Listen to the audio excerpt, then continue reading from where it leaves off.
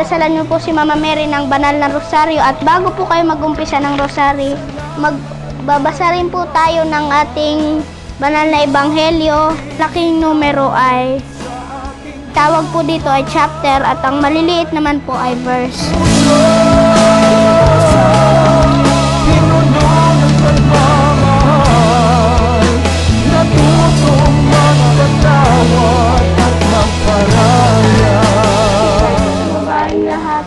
Nagpapara naman na yung anak na si Jesus.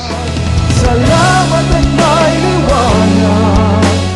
10 taon lamang si Paulo, grade 5. Ngunit tumutulong na siyang mailapit ang Panginoon sa mga tao. Sinusunod lang niya ang utos ng Diyos. Humayo kayo at gawin ninyong alagad ang lahat ng mga bansa. Bautismuhan ninyo sila sa ngalan ng Ama at ng Anak at ng Espiritu Santo. At turuang sumunod sa lahat ng ipinag-uutos ko sa inyo. Tandaan ninyo, ako'y laging kasama ninyo hanggang sa katapusan ng sanlibutan. Sa murang edad, ay pwede na palang magsimulang humayo. Sundan natin ang kwento ni Paulo.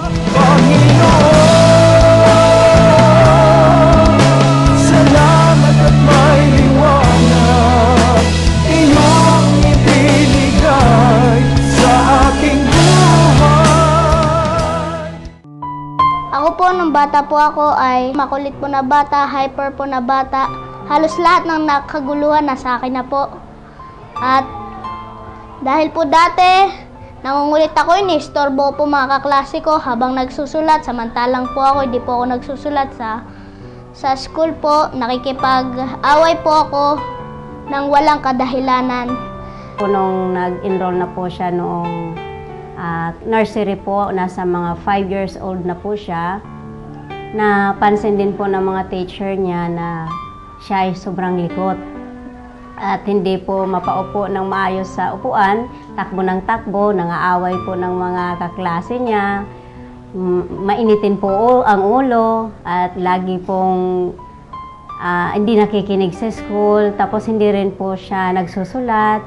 Lahat po ng ipinagagawa ng kanyang teacher, madalas hindi niya po natatapos. So in-advise po nila ako na patingnan sa isang doktor na sa mga bata doon sa mga ADHD kung tawagin, yung mga hyper na mga bata. So nung pinatingnan po namin, yun nga po na laman po na mayroon nga po siya, isa po siya sa mga kabataang hyper.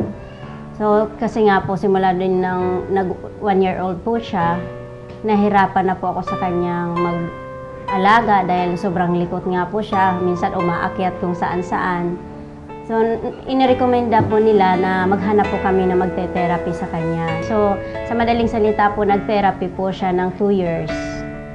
Kaya lang ang advice po sa amin ng kanyang therapist, dapat hindi siya maisasama doon sa mga batang magugulo. So, nung nasa nursery tsaka hanggang kinder po, nasa private school po siya. Nung nag-graduate na po siya ng kinder, inilipat na po namin sa isang public school. At dahil nga po maraming mga bata rin doon na mas magugulo pa, bumalik po yung kanyang pagiging hyper. Simula pa po pagkabata, dala-dala ko na po ang aking mga karamdaman na hika.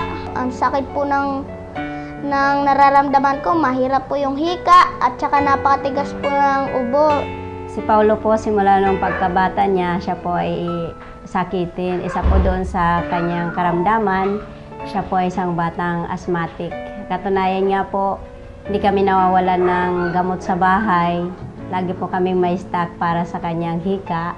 Dahil kapag sumumpong ang kanyang hika at hindi po agad makainom ng gamot, hindi na po siya makakahinga.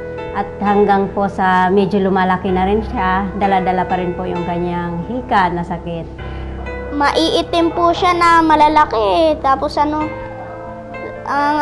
pasa po yung lumalabas tapos tawag nito, halos pagtawanan na po ako. Pinagano na po inaasar na po ako na Dalmatian Hanggang sa dumating po yung time na hindi lang po yung hika, hindi lang yung pagiging hyper niya ang aming na-discover sa kanya, kundi siya po ay nagkaroon ng pasa-pasa sa katawan, malalaking pasa po. Kaya tapos mayroon na pong lagnat, sama-sama na po doon yung komplikasyon, nag-LBM na po siya. Yung hika, LBM, lagnat.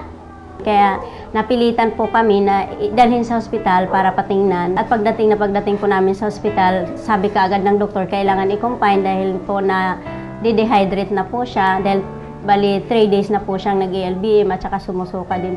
Tapos nung nandoon na po siya, marami pong mga laboratory test ang ginawa sa kanya.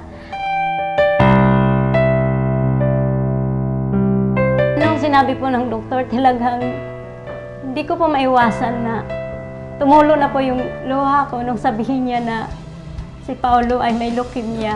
Ang pagmamahal na iyong ibinibigay, Panginoon. Tumulo na po yung luha ko nung sabihin niya na si Paulo ay may leukemia. Nung time na po na yun, nagsiserve na po ako kay Lord. Nag-pray po ako, talagang nanalig po ako kay Lord. At kasi dumating na po sa punto na si Pao hindi na kumakain. Tapos, hindi na po umiinom ng gamot. At ayaw po magpa-inject kasi dapat i-injectionan po siya. Inalay ko po kay Lord, Lord, ikaw na ang bahala. Dahil sa'yo naman to. Dahil nga po,